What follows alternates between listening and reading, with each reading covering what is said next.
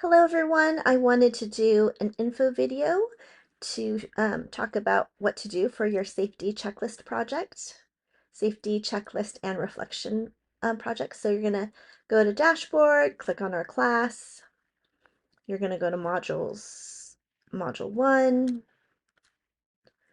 So you're going to go down past the content for this week, past the discussion post, past the quiz to course assignments. And we're talking about the safety checklist and reflection project.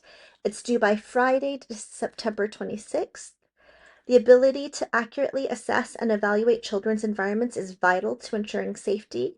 You will utilize an appropriate safety checklist to evaluate a child's home or classroom or playground, and then reflect upon your observations and findings.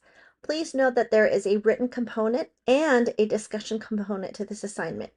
And the discussion component also includes a video presentation component to it as well. So after I finish this video, I'll post it. You'll be able to access the video intro here so you'll know what to do for this assignment. To access the assignment itself, you're going to click here. Again, anything that's blue or underlined, you're going to click. And again, that little blurb that I just read. So you're going to fill out you're going to find a checklist that you like. You're going to evaluate a child's home or classroom or playground. That means you actually have to walk into the space. I had a student before who basically said, "Oh yeah, I drove by the preschool, and when I was stopped at the stop sign, I would peer over into the playground to look at it." You can't do that. You actually have to walk into the space and evaluate it. You can't just look over while you're driving past. So you gotta actually look at the space, walk in it, you right?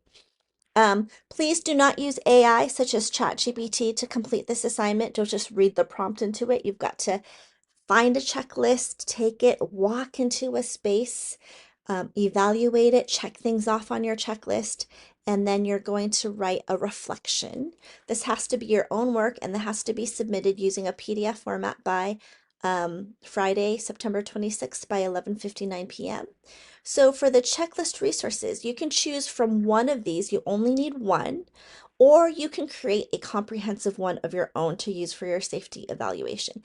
Now, if you create your own, you can't just have it be like 3 things. It has to be an actual list that's comparable to the choices that I've provided here. So for extra credit, for an extra 2 points, you can email me your checklist to confirm that it's appropriate, but you got to do it by Friday, September 5th. So these are 3 choices for you. This one is called Care Tools for Childcare Facilities. So you're going to scroll down. This is childcare pre-licensing tools. You can do one for centers or you can do one for family childcare.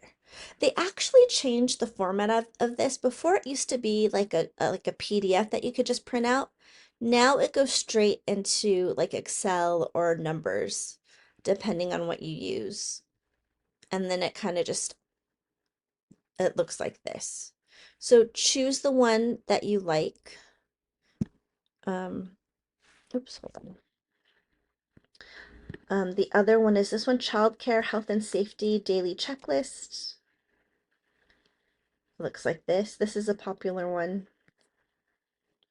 And again, you have to fill it out, right?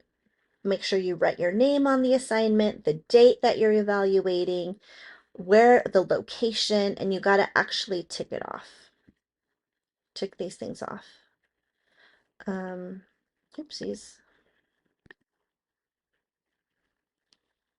And I think oops, go back here. And the third one is this one.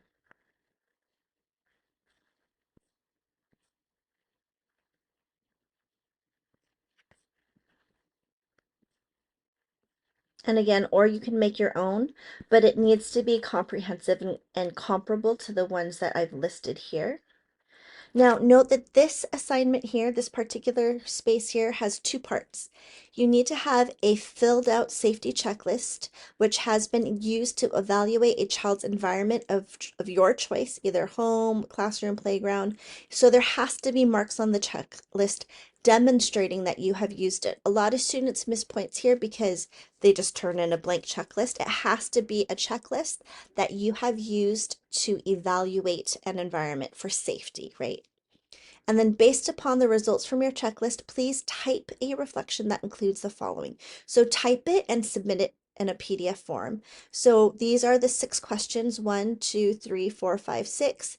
You have to write what kind of environment it is. If it's a center, small family childcare home, large family childcare home, individual family home, playground for toddler, playground for 5 to 7-year-olds, playground for 7 to 12-year-olds, whatever type of environment it is, just say, hey, this was a blah, blah, blah, blah, blah. B, the age of the child or children utilizing the space. So jungle gyms might say, or playground structures might say, this is for a 7 to 12-year-old, but you might see 2-year-olds running around it, right? So you can say this is meant for, this play structure says that it's meant for this age group, but I see children of these ages playing on it. So make sure you include that. The age of children utilizing the space. Do any of the children have special needs which may play a factor in the usage of the space? Please specify which ones. So as you observe the space, who's in it? Who's in this space? Make sure that you note that if you have children that may have developmental delays using this space, if you're evaluating and your own child has allergies, you know, are there food tables or people eating peanut butter sandwiches and your child might have a sensitivity or allergy? So be as specific as you can. D, the strengths of the environment, right? What is the short paragraph? The strengths, it's clean, it's well maintained. There's a clean water fountain, so that people have access to clean water. There's clean bathroom, whatever it is, right? Or the weaknesses of the environment, right? There's a lot of trash around, there's dog poop everywhere, whatever it is. So a short paragraph for the strength, short paragraph for the weaknesses, and then this is the part that I'm really interested in too, is the recommendations for improvement, right? And then this assignment should be no more than 2 to 3 pages long, including all of these components. If you need any help, let me know ahead of time because it does take me 2 business days to get back to you. So you're going to upload a PDF and that is worth 25 points. Now, this is one part of the assignment. Remember, there's still another part. So module 1 roadmap, go down to course assignments. So that was that part there, that written portion of it where you uploaded the checklist, the filled out checklist, you have your reflection, and now this is the discussion component here. So you're going to click on here. And so peer feedback, peer review and feedback is so important. It's written into our course.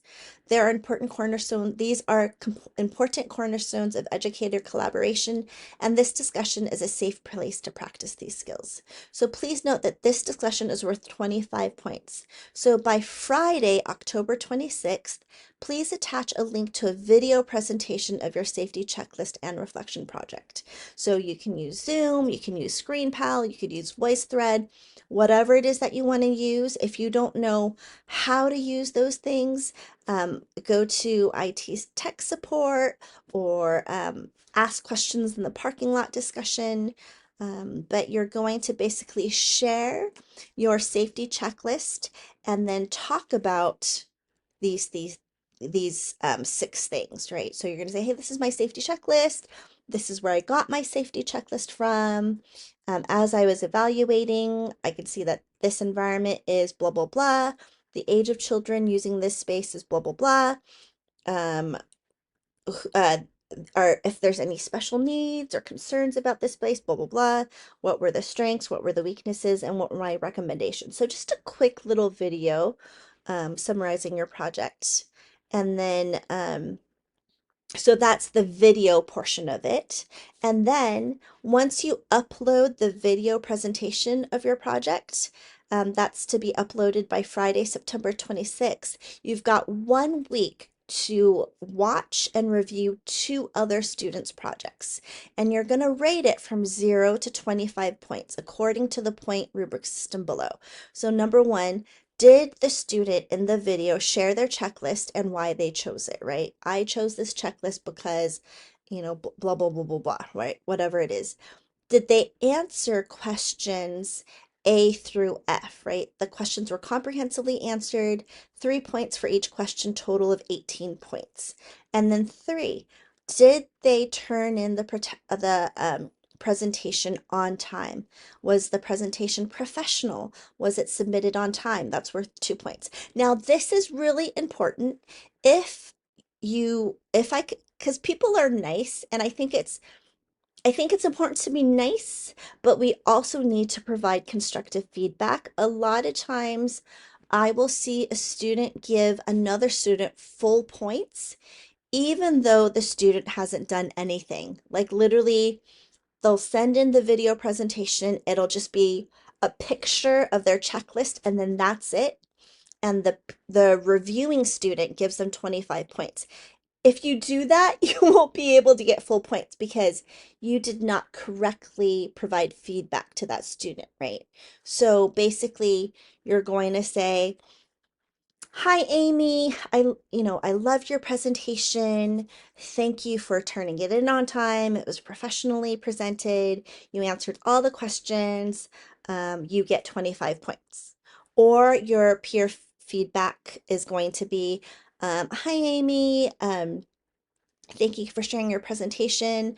I noticed that you turned it in the following week, um, but it was done really professionally and you answered all of the questions. So you got 24 points. So you will also be graded based upon how accurate your peer review is, right? So if it's very clear to me that you gave someone 25 points and they didn't do anything, or they missed like significant portions, they didn't answer all the questions, or it was late, or a combination of that, and you gave them full points, that will hurt your grade too. So make sure that you are really using your accurate, constructive, positive peer review feedback skills, because that's important. We want to hold educators to a high standard, especially when it comes to safety, right? If you have any questions, make sure you Canvas message me and I'll get back to you. So I hope that makes sense.